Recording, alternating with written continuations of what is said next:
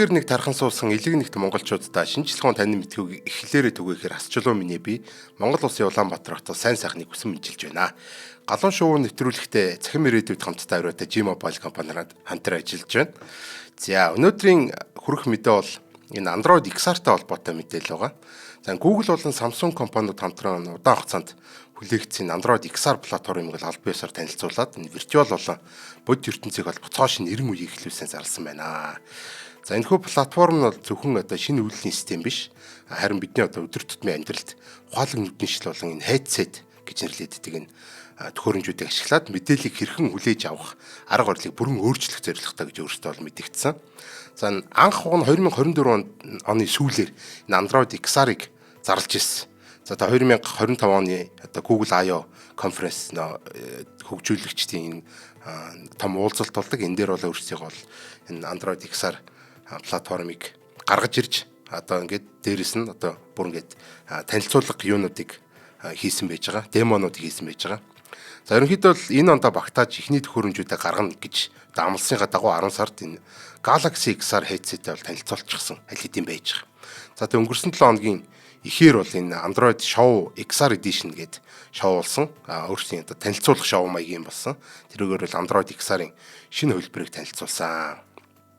За Galaxy XR headset гэдэг нь болохоор Samsung-ийн урдаа ирж байгаа төхөөрөмжүүдийн нэг болсон байгаад байгаа.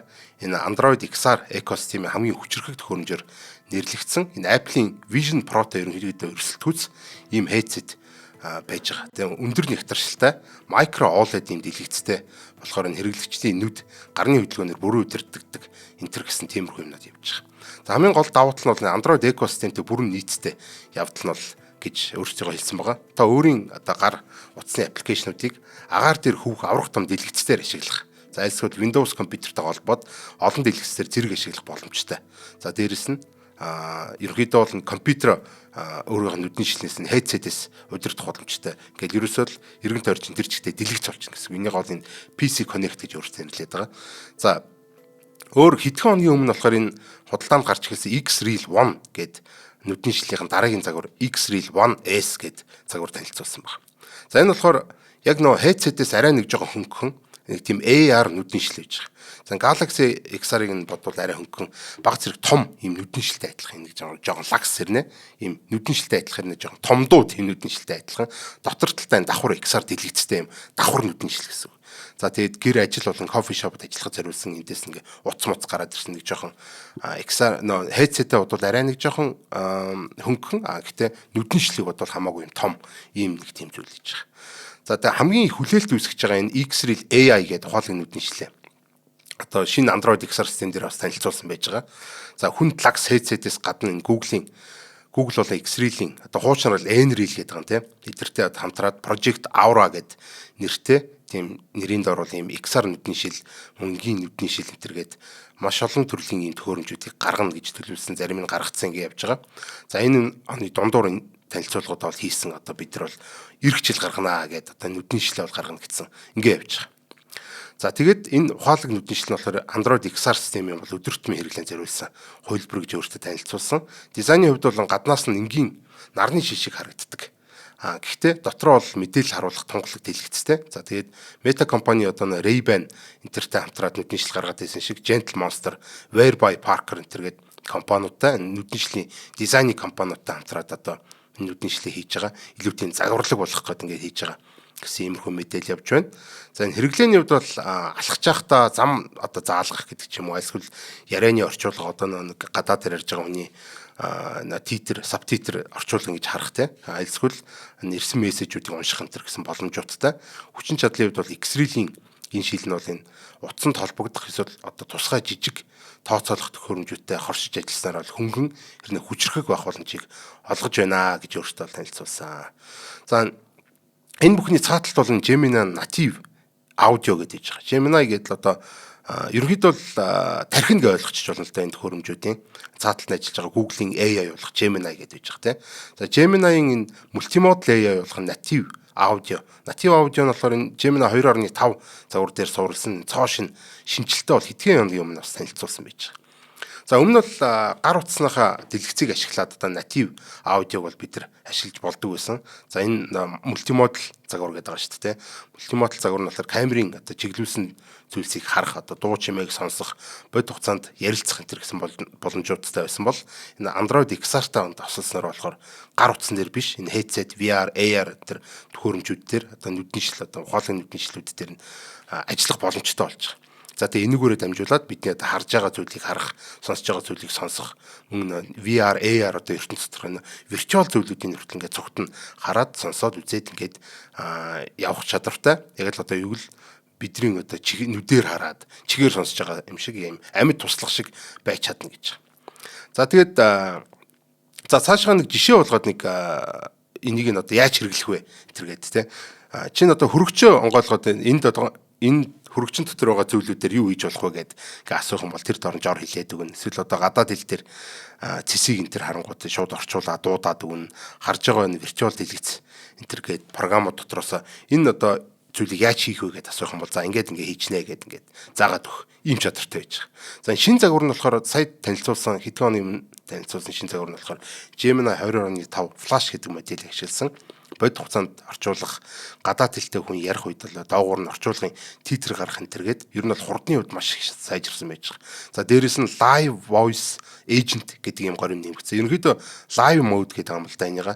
За тэгээд энэ live voice agent гэдэг нь болохоор яаж байгаа вэ гэхээр одоо бидний харж байгаа юмыг хараад байгаа virtual ертөнцийн дотор нөө нэг virtual дэлгэцүүдийг хараад ямар програм ашиглаж байгаа гэдгийг харж байгаа болохоор шууд тэрэн дээр чинь за одоо би нэг яг энэ өнгийг солиод өгөөч айлсгүй энэ яаж хийх үү гэдэг заавар асуух ч юм уу те.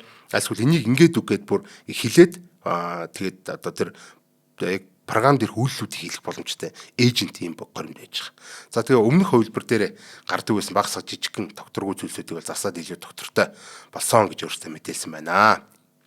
За дараагийн мэдээлэл уншъя. За Enjoy AI 2025 гэдэг олон улсын STEM хиймэл оюун болон роботчлалын тэмцээн 2025 оны 12 сарын 5-нд бүгд найрамд Хятад ард улсын Шанхай хотод бол зохион байгуулагдсан байгаа. За 5 твийн 61 орны 1000 гаруй хүүхэд оролцсоос Монгол улсаас 56 хүүхэд оролцоод нэг алт, нэг мөнгө, нэг хүрэл медаль авчирсан байна. За Говьолтан аймгаас дрон коуччлалын төрөлд нь 90 ууган баяр гэдэг хүүхэд бол алтан медаль авсан байна. Дэлгэцгүй коучл гэдгийн төрөлд бол Б9 мөнх болон энэ Өрнөх баяр гэдэг хүүхдүүд мөнгөн медаль авчирсан байна. Дархан уул аймгаас бол дэлгэцийн коучл гэдэг төрөлд нь энэ Амин Эрдэнэ Б сод гэрлэнээр хүрэл медаль авчирсан байна. За иймэрхүү мэдээллүүд News Mendel гарсан байна. Оролцогч хүүхдүүдэд баяр хүргье. Үнэхээр гайхалтай. За энэ хооронд бол хэдүүлээ хамтран ажиллагч байгуулаад танилцуулъя. Манай өнөөдрийн хамтран ажиллагч байгууллагаар цахим ирээдүйд хамттай ураатай G-Mobile компани оролцож байгаа. За энэ дараа талбарт үйлчилгээ гэхээр ерөнхийдөө таны санд юу орж идэг вэ? Ер нь бол дараа төлбөрт үйлчилгээний хэрэгжилж байгаа дата хурд удаашрах эсвэл сонгосон багцаас илүү төлбөр гарах энэ гэсэн асуудлууд ер нь байгаад идэг. За тэгвэл G-Mobile-ийн хэрэглэгчид яриа датагаа энэ хүснээрээ хязгааргүй ашиглах боломжийг ердөө энэ 20,000 төгрөгөөр авах боломжтой болж байгаа юм байна. За энэхүү урамшуул нь болохоор дараа талбарт үйлчилгээний 40,000 төгрөгийн багцыг сонгоод за энэ шинэ хэрэглэгч болох, багцаа ахиулах, урьдчилсан төлбөрт үйлчилгээнээс дараа талбарт үйлчилгээ рүү шилжих одоо шилжсэн бүх хэрэглэгчид сарын суурь хөрөмж нь 50% өнгөлөгдөөд ингээ 20,000 болж байгаа юм. За одоо хэрхэн авах вэ гэхээр шинэ дугаар авах гэж байгаа бол хэрэглэгчид маань заавал салбарт хандахгүйгээр My G-Mobile app www.gmobile.com вебсайт болон CU-гийн бүх салбаруудаас Easy SIM гэдэг дугаараар үүсгэн авах боломжтой юм байлээ. За энэ хуурмшуул 2026 оны 2 дугаар сарын 18-нд дуустал үргэлжилнэ. За дэлгэрэнгүй мэдээлэл бол G-Mobile-ийн Facebook пэйжээс болон 98 10 36 36 мөн www.gmobile.com гэдэг сайтуудаас авах боломжтой юм байна шүү. За хамтран ажилласан байгууллагатай баярлалаа. За бидний дараагийн хүрэх мэдээлэл бол энэ OpenAI GPT-5.2 гэдэг загвар гэж байгаа. 2025 оны 12 дугаар сарын 11-нд OpenAI компани өөрсдийнхөө хамгийн сүүлийн үеийн GPT-5.2 хиймэл оюухны загвараар танилцуулсан. За OpenAI дотооддоо болон Code Red гэдэг одоо онцгой байдал зарласнаас хойш анхны шинэ загвар нь явж байгаа. За энэ GPT-5 цувралын бол хамгийн чадварлаг хувилбар Тэгээд дээрэс нь мэрэгжлийн мэдлэг урт хугацааны даалгавар олон шат дамжлагтай бодлогуудыг үүсгэх чадвар дээр онцгой сайжралт хийсэн гэж одоо компани албан ёсны мэдээлэл дээр бол дурдсан байлаа. За GPT 5.2 нь болохоор 2025 оны 8 дугаар сарын байдлаар интернетийн мэдээлэл дээр сургагдсан болохоор илүү шинэлэг мэдлэг мэдээлэлтэй болсон энэ гэж байна.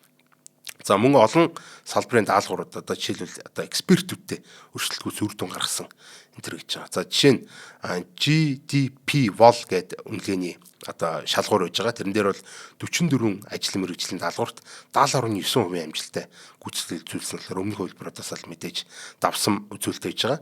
Энэ хөгжүүлэгчний SWE Bench Verified гэдэг ер нь бол одоо сүүлийн галуу шувын нэвтрүүлэг болгон дээр л баг ярьж байна те. Нэг програм хангамжийн хөгжүүлэлтийн ийм одоо шалгуур үзүүлэлт хийж байгаа юм л аюуханы. За энэ дээр болохоор 80% авсан гэдэг.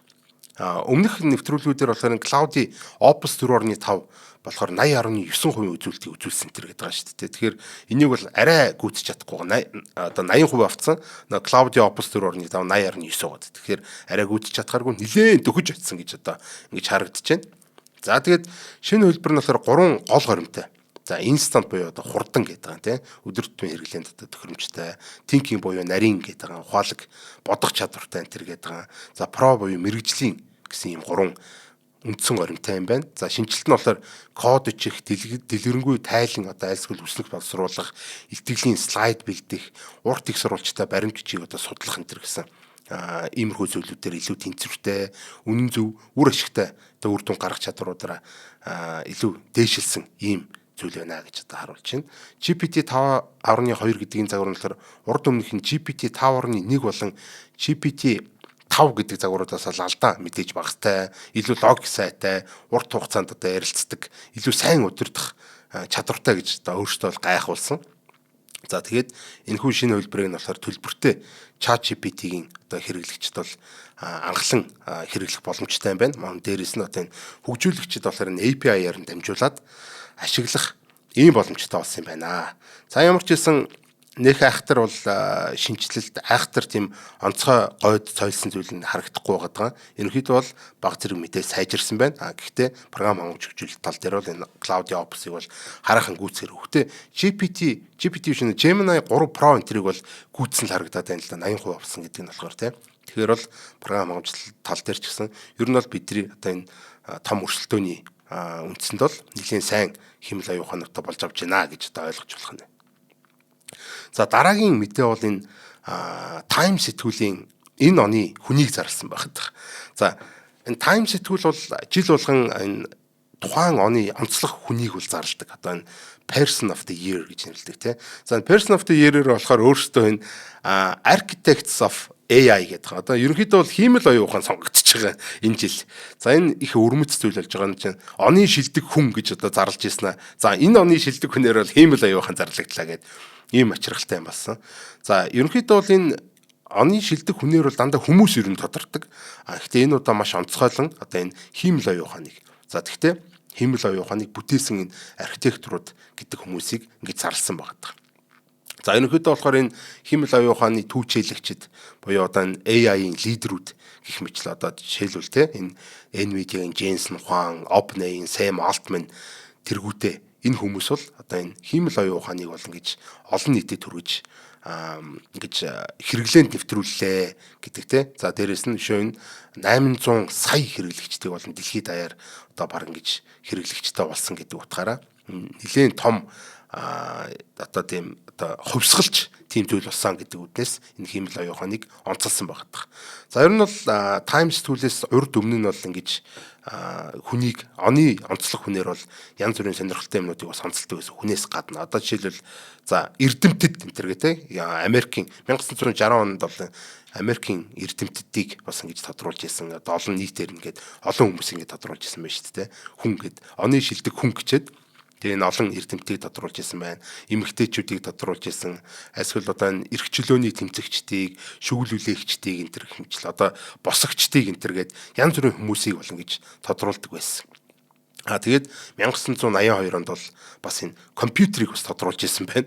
За тэгэхээр бол хүнээс гадна бол нэг л удаа энэ одоо 82 онд компьютерийг танилцуулж ирсэн бол энэ удаа 2025 оны шилдэг одоо оны хүнээр бол ингэж хиймэл аюухан тодорсон байгаа дах. За нэг иймэрхүү сонирхолтой мэдээллүүдийг авчирлаа. За галуу шоу нэвтрүүлэгтээ цахим ирээдүйд хамтдаа хариутай G-Mobile компани хамтран ажиллалаа. Дэлхийгээр нэг тархан суусан элэг нэгт монголчуудаа шинжилгээ тань мэдхүйг түгээж их хэл дээрээ түгээж хасчлоо миний би Монгол улсын Улаанбаатар хотоос сайн сайхныг хүсэн мэдчилээ. Баярлаа, баяртай. Нэвтрүүлгийг хүлээн авсан Нарны аймгийн монголчуудаа баярлалаа.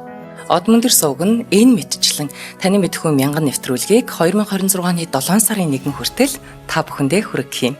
Их хэлээрээ шинжлэх ухаан танин мэдхүйг түгээх нь үлсэд нэгтгэх хүсвэл та бидэнд хандив өгөх боломжтой. Жилдээ ганцхан удаа 100,000 төгрөгөөр биднийг дэмжснээр шинжлэх ухаан танин мэдхүйг түгээх энэ үйл хэрэг амжилттай үргэлжлэх юм. Од мөндөр нэр дээрх Худал агшлын банкны дансгаа 4191 тэг 4518. Та 100,000 төгрөгөөр шилжүүлэхдээ гүйлгээний утга дээр нь өөрийн нэр болон утасны дугаараа заавал бичээрэй. 100,000 төгрөг хандсанаар Од мөндөр сувгийн алтан гишүүн болох юм а. Шинжлэх ухаан танин мэдхгүй Монголд ялах болтугай.